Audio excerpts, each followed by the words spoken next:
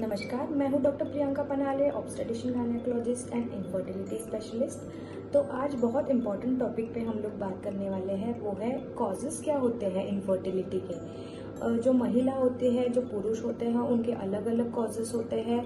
तो आज हम दोनों के बारे में बात करने वाले हैं।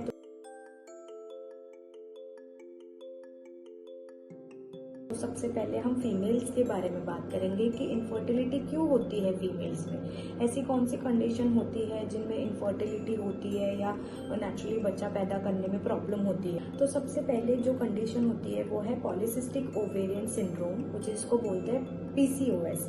तो ये कंडीशन में फॉलिकल्स जो है वो एक सर्टेन लेवल तक के ग्रो करते हैं और वो आगे बढ़ नहीं पाते, उनकी ग्रोथ नहीं हो पाती, उसकी वजह से वो एग रिलीज नहीं कर पाते। तो ये बहुत इंपॉर्टेंट कंडीशन है। आपको एक चीज़ समझनी है कि फीमेल की तरफ से हमें एग की ज़रूरत होती है एंड मेल की तरफ से हमें स्पर्म की ज़रूरत होती है। अगर एग ही रिलीज नहीं हो पा रहा है तो वो एक सबसे बड़ी प्रॉब्लम है।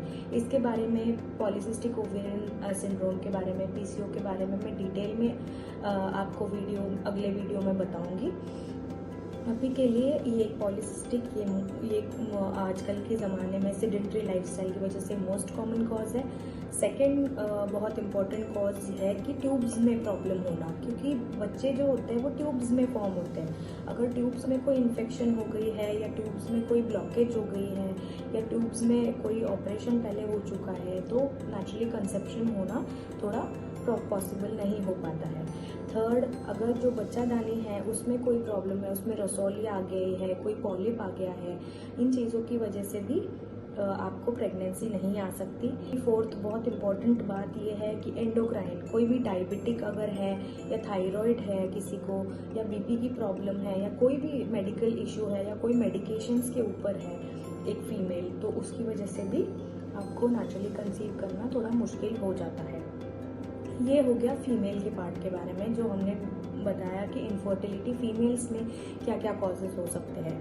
उसी तरह जो मेल में कॉजेज़ होते हैं या पुरुष में कॉजेज़ होते हैं वो होते हैं, सबसे इम्पॉर्टेंट होता है स्मोकिंग, एडिक्शन और अल्कोहल या ड्रग्स। ये बहुत इम्पॉर्टेंट कॉज होता है जो स्पर्म काउंट्स को बहुत कम कर देता है।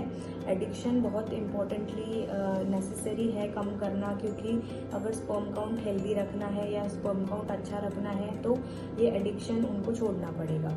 ये सबसे इम्पॉर्टेंट बात है। दूसरी इम्पॉर्टेंट बात ये है कि सेडेंटरी लाइफस्टाइल और डाइट में कोई चेंजेस नहीं है, कोई एक्सरसाइज नहीं है, डाइट में मसाला ज़्यादा खाना या नॉनवेज ज़्यादा खाना या उसके साथ ड्रिंक करना या एक्सरसाइज नहीं करना, ये सारी बहुत इम्पॉर्टेंट चीज़ें हैं जिसकी वजह से स्पर्म काउंट कम हो जाते हैं या मोटिलिटी नहीं हो पाती।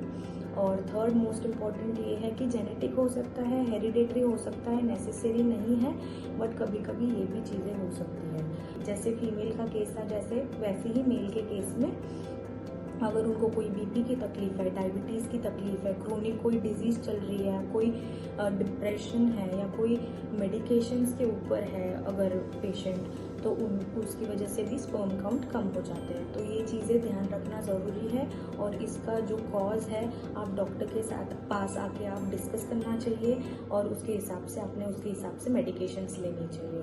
Thank you.